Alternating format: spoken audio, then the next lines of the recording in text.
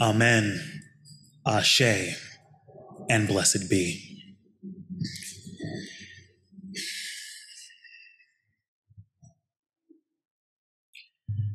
I got some news for y'all. The process of transformation is complex. It is also labor intensive.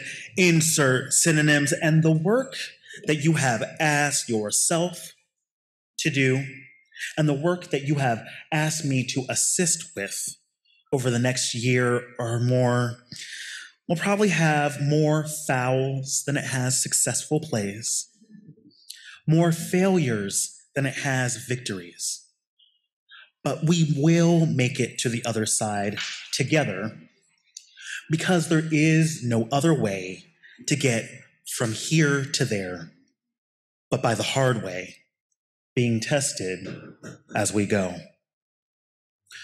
There is no other way to get from here to there except by the hard way, being tested as we go. These are the words of former Unitarian Universalist Association president, the Reverend John Burens, who is giving his take on the lessons of the Hebrew Bible book of Exodus and the miracle of the Passover.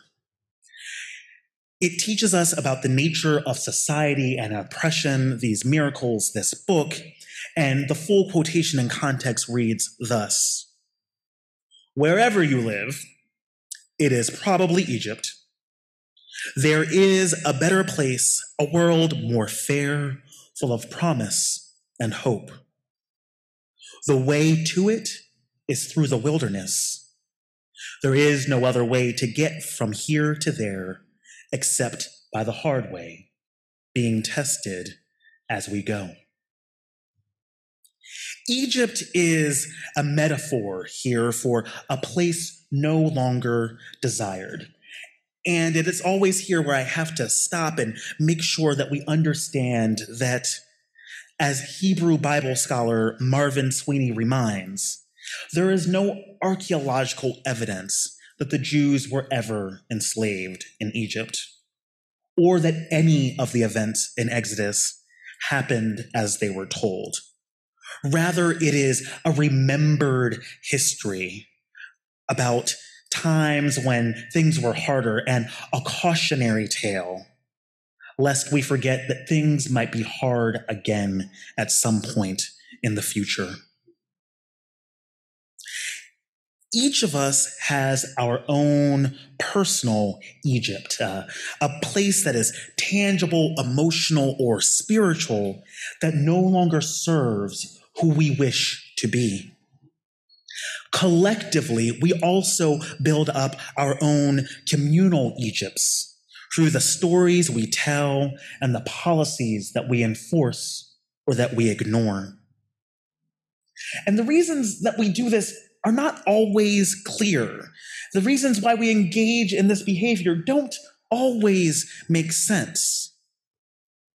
But in our chalice lighting this morning, Starhawk posits that the explanation might be that we are all longing to go home to some place we have never been, a place half remembered and half envisioned we can only catch a glimpse of from time to time.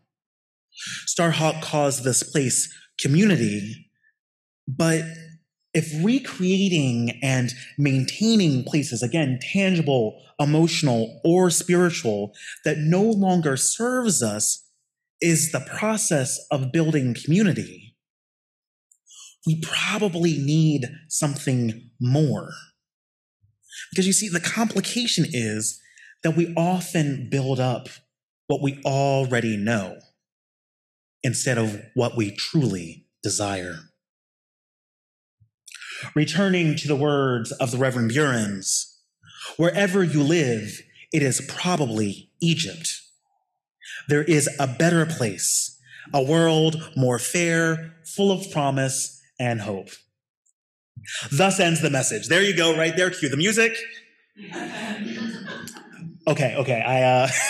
I'm kidding on that one. But what's important here is it is the whole message. This second line is a statement of faith with little confirmatory evidence and plenty of examples of the setbacks that entire civilizations have faced over millennia. We dare to hope, we dare to dream, we dare to simply believe a better world is possible. That is a statement of faith. This belief is core to who we are as Unitarian Universalists.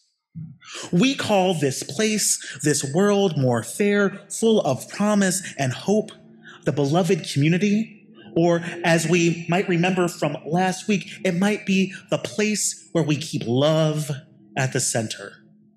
These are the same place, but no matter how we understand it, which words we use to describe it, what's important is as you use, we hold this place, real or imagined, as the mission above all missions. Making the conditions that create this place and let it thrive is what we are forever called toward, what guides the work that we do. But bringing this plan to fruition is also complex because, again, as the Reverend Burns writes, wherever you live, it is probably Egypt. There is a better place, a world more fair, full of promise and hope. The way to it is through the wilderness. Now, when I think of the wilderness, the wild places in our world and in this life, a line from Dr. Seuss's "Oh, the Places You'll Go" always comes to mind. Now, we do know there are some problems with citing Dr. Seuss. We can take the wisdom without lifting him up.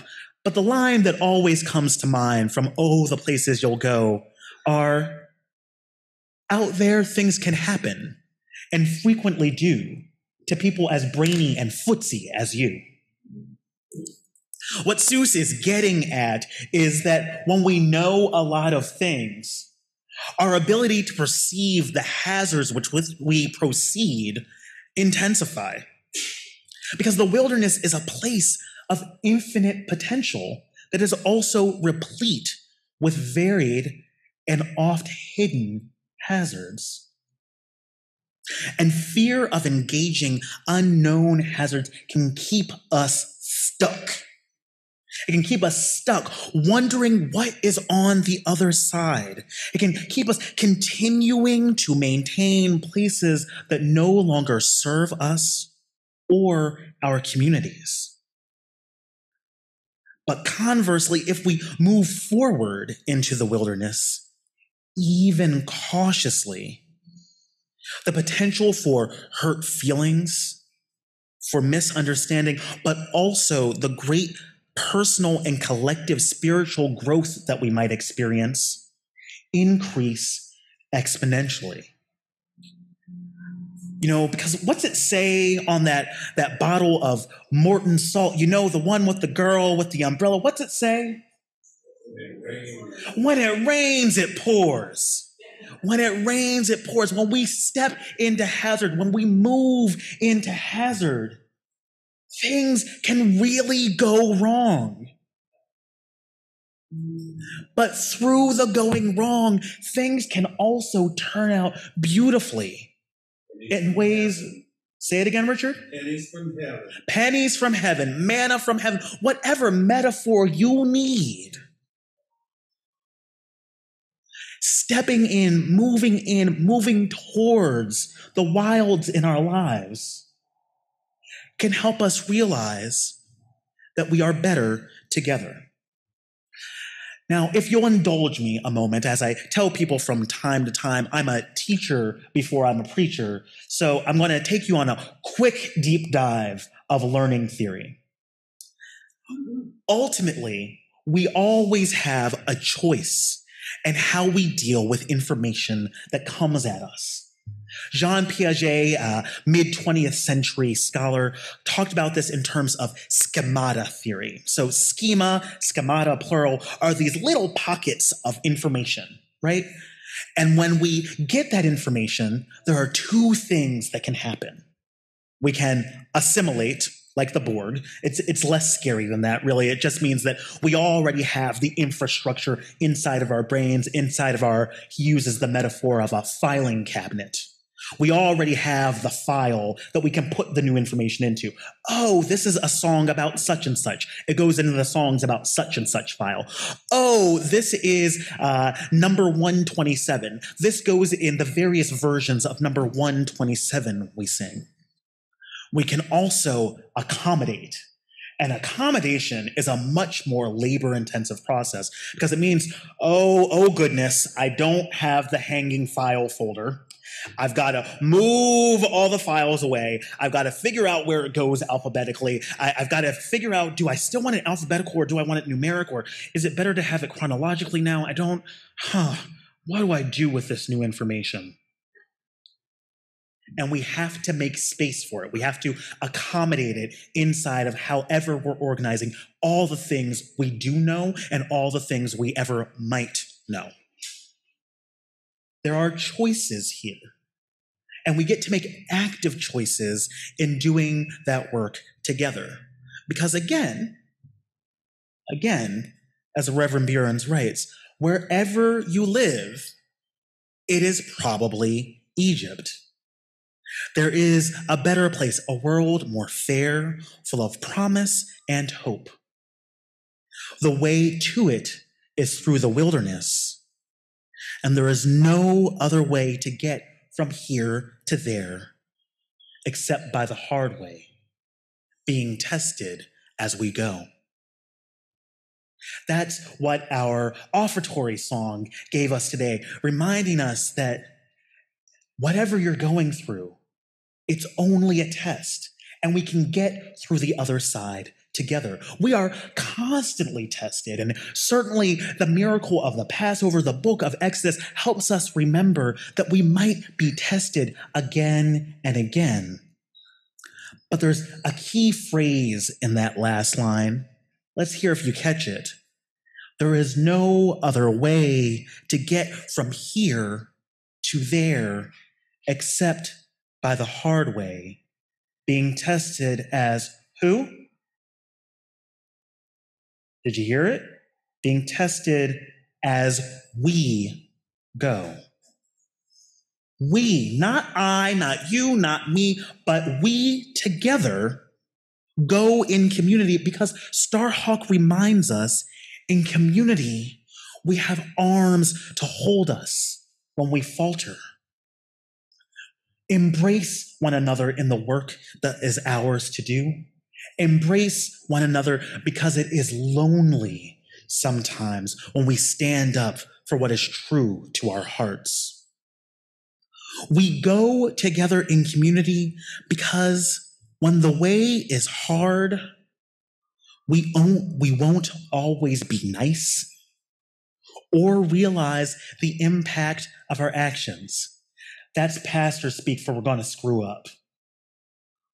Sometimes when we mess up, what we need is a circle of healing for all involved. What we need is a circle of friends where we can be imperfect and can also be loved into being more connected to one another. And we choose to go together because when the world is already hard enough, we don't need to make it harder to bring about the conditions that help us build the beloved community. And so we choose to support one another because we are all longing for some place where we can be free, where we can be liberated, where we can know the truth that lies within all of our hearts, that we are truly one, connected across all space and all time. We can and we will build that place together. For all that is holy, let us say together, Amen. Amen. Ashe. and blessed be.